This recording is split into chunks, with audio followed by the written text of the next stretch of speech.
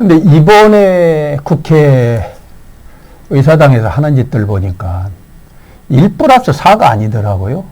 제 눈으로는 분명히 1+5다.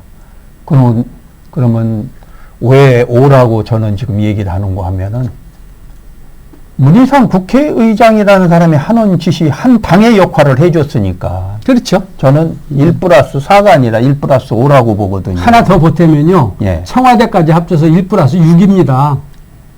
그렇게 따지면 분명하네. 그렇죠. 예. 1+6이에요. 근데 그 모습을 보면서, 근데 제1야당에서도 그런 거는 알고 있었을 거 아니겠어요? 오히려 전략통도 원래 이 진보라는 사람들은 뭐 다는 사람에 따라서 다르긴 하지만 제가 지금 살아오면서 사람을 쭉 만나다 보면 내 거는 분명히 내 거예요. 그리고 그 사람들 요거는 죽어도 안 뺏기고 내 거도 내 거다. 라고 마음을 가져놓고 내 거도 내 거가 되기 위해서는 그만큼도 양보 없이 끝까지 싸우는 사람들이거든요. 그게 소위 공산주의자들의 불포기 원칙이라는 게 있습니다. 불포기의 원칙. 절대 포기하지 않습니다. 그리고 오늘 이 말하고 내일 저 말하는 것을 양심으로 부끄럽게 생각한다거나 미안하게 생각하지 않아요. 목적으로 해서는. 그리고 지금 그 전법의 대부분은 어디서 나오느냐면 손자병법인데 손자병법은 한마디로 모택동 전법입니다. 모택동 전법을 아주 익히 잘 지금 시행하고 있는 거기 때문에 지금 무대안이 대안인 야당 입장에서는 국민 외에 국민과 함께하는 외에는 절대 대안이 현재도 없습니다. 차라리 그 단 몇 달 안 되는 세비라도 옹통 모아서 어디 어려운 그 세모에 힘든 자선단체에 기부하는 모습으로 다시 태어나고 국회의사당 근처에 얼씬거리지 말고 저그들 하고 싶은 대로 맡겨두면 국민들이 이 부분에 대해서 저항을 하고 또 속된 말로 금태섭 의원이 유일하게 소위 그 저항 세력으로서 지금 민주당 안에 존재 세력으로 남아있는데 박수를 치고 싶어요. 저런 분들이 민주당 안에 서서히 자리를 잡아가고 자당 내의 비판 세력으로서 옳고 그름에 대한 가치 기준을 국민에게 제시해 줘야 되거든요. 이런 환경 속에서 위대합니다. 그런 용기를 내가면서 어떤 잘못을 분명히 논리적으로 전달도 하고 분명히 그 당에서 어떻게 움직여진다는 거 뻔히 알면서도 자신 있게 자기 소신을 밝힌다고 하는 것. 근데 그분이 이번뿐만이 아니고 지난 조국 사태 때 계속 그래 왔잖아요. 네. 그래서 이렇게 훌륭한 정치인들이 있는가 하면 지금 이번 국회의장 보면 문희상 같은 사람은 그게 정치인이에요. 뭐 기생충이에요. 무슨 뭐 쓰레기예요. 왜 그 사람은 그렇게 사는 거예요? 그분 입장에 서서 말씀을 좀 드려볼까요? 예. 저희들도 나이가 어지간히 돼가는데 나이가 들어가면 죽을 날 얼마 안 남았으니까 내 개인적인 이신이나 안위가 더 중요하다. 내 새끼 챙기고 남은 기간 동안에 한때 국회의장직 했다고 하는 그 이름 하나 갖고 그냥 국민의 미래나 민족의 미래나 장래보다는 편한 게 좋지 않습니까? 희생의 길을 쫓지 않고 편한 길을 가는 분이기 때문에 지금 이 시대의 지도자로서는 영양미입이거나 아니면 제대해야 될 인사라고 생각을 합니다. 얼마나 좋은 자리 같으면은 세상에 목사님도 자기 자리 자기 아들한테 남겨주고 국회의장도 자기 지역구 자기 아들한테 남겨주고 그리고 앉아서 건강도 별로 안 좋은 분이 앉아서 끝까지 자리 지키고 앉아서 이 역사의 오명을 뒤집어 쓰고 있다. 이거 바람직하지 못하죠. 그리고 이제 뭐 쉽게 말씀을 드리죠. 금년 4월 15일 날 의석수 바뀌면요. 선거법이니 이 공수처법이니 다 바뀔 수 있어요. 그 과정에서 여당 야당 되고 야당 여당 됐을 때 그 모습을 보면 우리 모습이 우리의 자화성이 어떻게 드러날지 다시 국민에게 좀 나타날 것입니다. 가짜뉴스가 얼마만큼 지금 우리 국민들의 의식을 지금 불투명하게 흐리게 하고 있는지도 또 나타날 것입니다.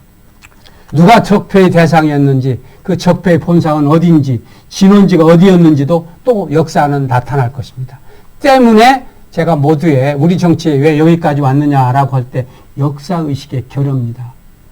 한 시대가 흘러가고 다음 시대가 도래했을 때 그때 내 모습은 어떻게 됐겠느냐. 지금 적폐라는 이름으로 정적제거에 혈안이 되어 있는 여당의 모습 속에서 정권이 바뀌었을 때 자기들이 어떤 모습으로 어떻게 심판대에 오를 것인지 역사의식이 있다면 조심스러워하지 않겠습니까? 역사의식이 없기 때문에 쾌도난무한 거잖아요. 어떻게 조국이라는 사람을 저렇게 아직도 에워싸고 감싸면서 객관적인 어떤 심판이라든가 재판 과정에서 이 부분까지도 관여하고 힘으로 밀어붙이려고 하는 이 오도된 사고, 이것이 지금 우리를 망가뜨리게 하고 있습니다. 그런데 원장님, 제가 이번에 이제 이 제1야당하고 1+6하고 네. 이제 청와대까지 6이네요. 1+4+1+1+1+. 그래서 1+6. 근데 거기 전투하는 거 서로들 보면 결국은 이제 3전인데 제1야당은 3전 3패였거든요. 무승부도 없어요. 근데 이제 원장님 어려서 체육대회 하지 않았습니까? 네. 운동회. 네. 네, 우리 어렸을 때 시골에서 운동회. 운동회 중에서 꽃이 뭐였어요? 리레이였잖아요. 예. 학급반별로 대표 4명이 나와서 달리기 바톤을 주고받고 하는 것 있지 않습니까? 바톤 타치. 예. 예. 그러면은 그것도 이 스포츠에서는 분명히 룰이 있어요. 20m 안에서 그렇죠. 서로 주고받아야 된다. 주고받다가 떨어뜨리는 사람이 주워서 줘야 된다. 가지고 가야 된다. 그러면 그 안에서 그런 룰이 있어가지고 룰을 지키고 가는 게 스포츠거든요. 네. 근데 우리 저같이 뭐 다른 과도 마찬가지지만 스포츠에서는 룰을 지키지 않으면은 살아남을 수가 없습니다. 근데 룰을 제일 잘 지켜야 될 입법부의 국회의사당이 법을 하나도 안 지키니까 룰 가지고 생활하던 저 같은 사람은 이 꼬라지를 어떻게 표현해야 되느냐. 정말 막말을 별의별 소리 다 하고 싶은데 지금 그렇게 표현은 못하겠고. 그게 내로남불 시대에 그게 정점이에요. 그러니까 우리가 한참 시절에 제일 두려워하는 것은 공산주의였습니다. 지금은 공산주의를 별로 두려워하지 않는 시대가 된 것 같아요. 왜? 공산주의보다 더 두려운 것이 개인주의 시대예요. 그리고 개인주의 시대의 마지막 최종 단계가 뭐냐면 이기주의거든요. 이기주의 시대는 내로남불이에요. 나한테 득이 되고 이런 것은 다 진리고 합리고 정의입니다. 그리고 객관적이고 보편타당한 것이 존재할 수가 없어요. 이 판에 룰의 존재라고 하는 것은 양심 세력이 그나마 목마른 외침이라고 봐야 되겠죠. 양심 세력들이. 이렇게 되면 안 되는 거 아니에요. 나라가 이렇게 되면 안 됩니다. 정말로 이게 나라 꼬라지가 아니에요. 어떻게 우리에게 미래가 있다고 생각을 해요? 다 거짓말이잖아요. 경제적으로 우리가 지금 얼마나 어렵습니까? 하루 살아 하루 먹고 사는 사람들은 요즘에 자살사가 가족 자살사가 속출하잖아요. 그런데 경제 잘 된다는 거 아닙니까? 지금 대한민국 정치가 정치입니까? 개판인데 솔직하게 개판인데 청와대에서는 뭐라고 얘기합니까? 국민 대다수가 지금 국민 인복 속에 앉아서 복지 혜택을 누리고 있으면서 얼마나 잘 사는지 아느냐고 이렇게 얘기합니다. 사회 절대 버스 타고 오십시오. 80살 먹은 노인네가 차에 올라와도 중고등학생이 자리를 양보하지 않습니다. 똑같이 정철 그렇습니다. 재판 지금 뭡니까? 공무집자 가지고 재단하는 거 아니에요? 똑같은 사안 놓고 나서 누구는 영창에 가고 구속재판이고 누구는 그냥 불구속 재판하고 있지 않습니까? 문화가 지금 효도문화, 인성문화가 지금 꽃핍니까? 아니면 솔직하게 얘기해서 그 저속한 그 잡문화가 소위 마약 문화니 뭐 이런 부분 눈사찌푸리 하고 있지 않습니까? 그러면 정치, 경제, 사회, 문화의 모든 영역에서 지금 현재 한국이 위치하고 있는 현재 입장을 한번 냉정한 시선으로 보세요. 무슨 미래가 있고 희망이 있습니까? 그런데 정치하는 사람들 입은 다 잘 살고 뭐 할 거 아닙니까? 저는 이 시대에 조세재앙이 안 일어나는 것이 이상하다고 생각을 해요. 이제 조금 있으면 결국은 조세재앙도 생길 것이고 나라가 이제 균형을 잃게 될 것이고 미국과 이북의 관계도 절대 좋아질 거라고는 생각을 안 합니다. 그러면 우리가 우리의 손으로 찍어서 뽑은 국회의원들이라도 제정신을 차려서 제자리 지키고 앉아서 우리의 미래를 이끌어줘야 될 텐데 저들 자체가 우리보다 더 썩어 있거든요. 우리 충청의 소리가 왜 이 방송을 해야 되느냐. 모두에 말씀드렸던 것처럼 나라가 어려울 때 우리는 이순신 장군과 계백 장군과 최영 장군과 김시민 장군과 김좌진 장군과 유관순 누나가 어떻게 했습니까? 목숨을 내놨지 않습니까? 이 모습으로 다시 한번 희생하는 모습으로 나라의 미래를 한번 이끌어보자고 그래서 지들이 이렇게 어려운 방송을 하는 겁니다. 이 방송 자체도 봐주는 사람만 보는 거죠. 그러고 앉아서 이해관계가 좀 상반되면 앉아서 다른 목적하에 우리들 불순시하고 이간시할 거예요. 이것조차도 참 억울한 일입니다. 뭐 저희들은 이거 구독자 숫자를 늘리려고 하는 것도 아니고 세상 돌아가는 소리를 우리 주변에 있는 분들만큼이라도 알아야 된다 해서 이제 만들어 가지고 그분들이 듣고 보고 할 수 있도록 저희들은 이제 해야 된다 하는 그런 그 마음을 가지고 시작을 했던 거기 때문에 절대 후회도 없고요. 앞으로 많은 분들이 우리가 하는 일에 더 참여해 주고 좀 격려해 주시고 이제 그런 힘을 아시겠죠. 가지고 예. 더 해야 된다 하는 생각을 갖고 있고요. 그리고 또 출발한 거니까 아마 그렇게 되리라고 예. 저는 확신을 합니다. 그리고 이게 몇 주 안 됐는데 근데 지금 제일 하나 이제 선배님한테 요 부분을 이제 우선 말씀을 드리고 간략하게 어떤 그 답을 얻은 다음에 다른 그 주제를 가지고 다시 또 여쭙겠습니다. 이 얘기 한 말씀 더 드리고자 하는 게 지금 이스라엘과 아랍 진영과의 그 전투에서 전력으로 따지면 5분의 1, 10분의 1밖에 안 되는 이스라엘이 백전백승을 합니다. 그러면 현재 우리 국회의사당 속에서 170석 대 130석 4+1 해서 그 싸움에서 3전 3패, 4전 4패, 5전 5패를 하는데 이해가 될 수 있을지 모르겠습니다만은 그럼 이스라엘은 100전 100패를 해야 되는데 100전 100승을 해요. 숫자가 전력이 모자라도. 우리 소대장 때 늘 이스라엘 근데 싸움을 이기게 하는 요인 중에는 몇 가지가 있는데 하나가 모사드라고 하는 소위 정보기관이에요. 철두철미하게 아랍 진영의 정보, 세계의 정보를 한 손에 쥐고 있습니다. 걔들은 무슨 짓을 어떻게 할 것인가를 미리 알고 대비하니까 짓질 않아요. 우리는 야당이라고 하는 존재가 적이 어떻게 할 것인가에 대해서는 어렴풋이 짐작을 하지만 그 부분에 대한 대안을 못 세워요. 그리고 그 안에 있는 잡다운 세력들이나 원로 세력이라고 하는 사람들이 그거에 관심이 없잖아요. 그리고 두 번째는 교육부재입니다. 교육부재. 이스라엘은 3살 때부터 포더피플이라고 하는 민족의 동질적 개념을 위한 기도를 하루 3번 이상 아버지의 손에 이끌려가 가지고 합니다. 우리는 교육이나 나라를 위한 기도가 없잖아요. 어떻게 되든 나만 잘 살면 되지. 한 시대가 거꾸로지든 한 나라가 잘못되든 우리 가족만, 그리고 우리 가족주의에서도 이제는 자식도 필요 없고 어머니 아버지도 필요 없고 나만 잘 살면 되지.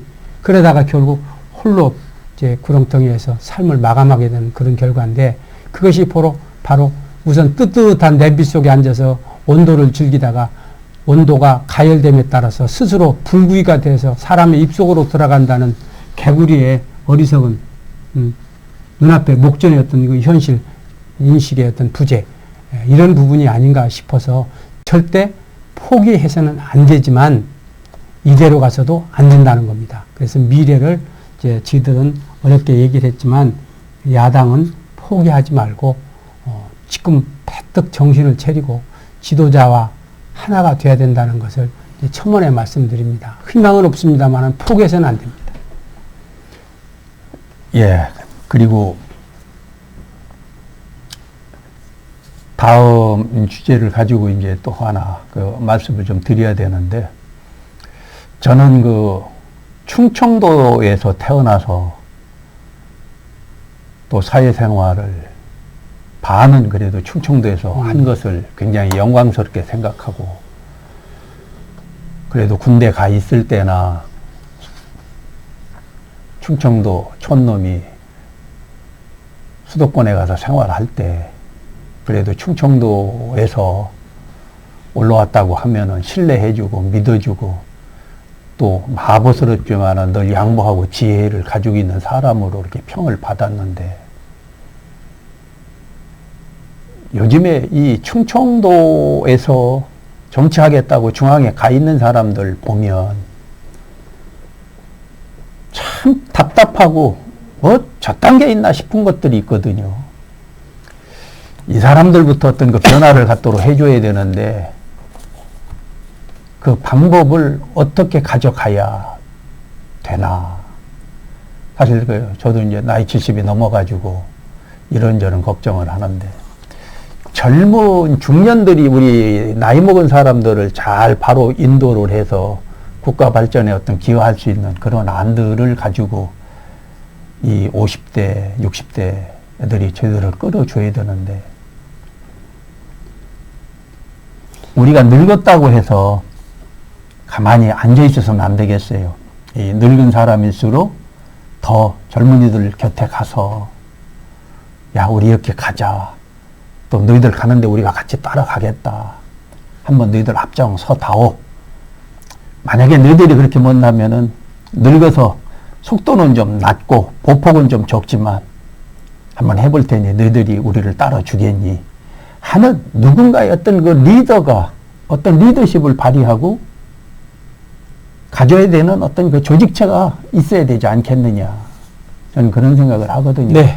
그래서 그런 그 대안이 어떻게 갔으면 좋겠다 하는 말씀을 좀 짧게 해주시면 그 말씀 나누고 그 다음에 다음을 진행하도록 그렇게 하겠습니다.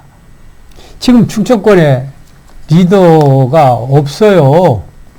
그리고 리더를 충청도민은 리더를 만들어낼 생각도 없어요. 그리고 개인적으로 자기한테 잘하면 다 좋은 사람이고 일꾼이고, 개인적으로 자기한테 인사 잘하면, 심지어 제가 대전시장 출마를 했을 당시에 제가 자기 집에 4번씩 신년 새해 인사를 왔다 하고 그래요. 근데 저는 그분을 몰라요. 근데 우연한 기회에 그분을 만났습니다. 그래서 저를 아십니까? 그러니까 글쎄요, 어디서 본 것 같습니다. 그래서 제가 대개 신년 인사를 4번이나 새해 인사를 갔었다고 그렇게 말씀을 하고 돌아다니신다고 들었습니다. 그랬더니 제가 그랬나요? 멈칫하시더라고요. 이게 충청도 분들이 내가 내다 해서 사회적으로 지명도 좀 높은 인사들이 자기한테 인사나 잘하고 꾸벅꾸벅 하면 그저 좋아하세요. 누구든지 다 좋아하지만 특히 더 좋아하시는 것 같아요. 그 양반 정신인지 선비 정신인지 모르겠어요. 그래, 충청도를 위해서, 나라를 위해서 아무 일 안 해도 자기한테 인사만 잘하면 그 사람한테 표 찍는 것이 충청도민이기 때문에 여기서 지도자로서의 군림하기 위해서나 뭐 정권 재창달 혹은 재당선을 위해서는 인사 잘하고 동네 고삿고삿 쫓아다니면서 그저 절 잘하면 당선되는 거 아닌가요? 여기에서 무슨 새로운 인재가 나타날 수 있겠어요? 충청도민이 새로운 각오로, 비장한 각오로, 잘못한 국회의원도 이번에 다 속아내야 되죠. 한 사람도 당선시켜서는 안 된다고 생각합니다. 여야를 막론하고 천안 소재에 있는 분들 입으로는 다 껐덕껐덕 하지만 예산 받아오는 거 보세요. 호남 예산, 영남 예산에 얼마를 받아오는지 그거 국민 앞에 소상하게 박히면서 석고되지 않은 의원 나리들 한 분도 안 계시잖아요. 작은 지적. 행자부에서 개인당 쓸 수 있는 그 용도 비슷한 돈 몇 억 주면 그거 가져가서 자기 지역에 조그마한 거 만들어 놓고 그것만 계속 나발을 불어요. 그리고 그 지역 주민들은 누가 이 일 했으니까 이 사람 또 찍어야 된다고 그래요. 무슨 여기에 큰 인재가 나타날 수 있어요. 4월 15일 날 새로운 분 뽑으세요. 그리고 기대하고 키워주세요. 속된 표현으로 내 개인적으로 누구 칭찬하고 싶질 않아요. 여기서 대통령 후보로 나왔다는 사람 그 사람 별로 좋은 사람 아니에요. 그래도 그 사람 얘기를 들어보면 내가 호남에서 태어났든지 영남에서 태어났으면 한 번은 대통령 했을 거라고 그렇게 얘기를 합니다. 판기문 의원 회장이죠. 판기문 총장님. 위안 사무총장 하시던 분. 충청권을 중심으로 해서 새로운 정치 세력 한번 만들어 보고자 하고 나섰을 때 여기 있는 그 여권이든 야권이든 의원들 충청의 인물 하나 만들어 보자고 그래서 그 뒤에 줄 서서 밀어붙이고 함께 하자고 나온 사람들 한 사람이나 있어요? 혹시 명예의 누가 되려나? 다음 총선에 또 그로 인해서 공천의 낙점이나 되지 않을까? 이렇게 두려운 생각 때문에 눈치만 보다 말잖아. 이렇게 용기 없는 인간들, 이런 분들이 여러분들을 대표하고 있잖아요. 충청권의 정당 하나 만들어서 이제는 영호남이 아니라 영충이든 영충호든 후삼국 시대 만들어서 영남과 호남이 잘못하는 것을 충청권에서 철퇴를 내려쳐서 저 사람들 정신 바로 차리게 하고 정치의 선도자적 입장을 해야 될 텐데 지금 유권자 여러분들은 따라주지 않잖아요. 그리고 하는 소리가 충청도에서 뭘 하겠어 대건남 이러고 말잖아요. 이게 답답한 거예요. 그래서 이제 참 총장님 하신 말씀 중에 아주 그 가슴에 와 닿아요. 저희라도 사표가 돼야 된다는 생각입니다. 그리고 이 부분을 좀 널리 펼쳐서 우리 충청인들이 새롭게 각성해서 이제 핫바지에서 좀 벗어납시다. 제가 이제 원장님한테 드리고 싶은 말씀은 이제 우리 늙은이가 할 일 없어서 저 사람들 그 유튜브를 설립을 해서 그걸 가지고 심심풀이로 움직인다라고 생각하실 분도 없지 않아 계실 거예요. 근데 이제 분명히 말씀드리지만 그런 것은 절대 아니고 저보다도 또 우리보다도 젊은 층들이 이런 활동을 더 잘해주면 그들이 더 열심히 할 수 있도록 저희들은 하겠다는데 앞서주는 사람이 없어서 나이 먹은 저희들이 앞장선다는 걸 이해를 해 주시고 오늘은 우리 유튜브 충청의 소리를 여기서 정리하고요. 며칠 있다가 다시 저희들이 다른 내용을 가지고 또 한 번 말씀을 드리고 저희들이 서투른 건 참 많습니다. 그러나 1회, 2회, 3회 거치다 보면 조금은 좀 세련돼지고 어떤 진실만을 가지고 사실만을 가지고 어떤 미래 비전을 제시해가며 할 수 있을 것이라고 그렇습니다. 생각이 됩니다. 예, 또 하나는 이제 부가해서 말씀드리면 이게 산재한 많은 유튜브들에서 말초 자극적이고 소위 그 인기 영합주의적인 입장에 있어서 해서는 안 될 많은 것들을 하고 있어요. 개인적인 인신공격이나 뭐 이런 건데 지들은 큰 틀에서 국가와 장래 이 충청권의 미래가 곧 이 나라의 미래를 좌우한다고 하는 긍지감을 가지고 큰 틀에서 움직인다는 것.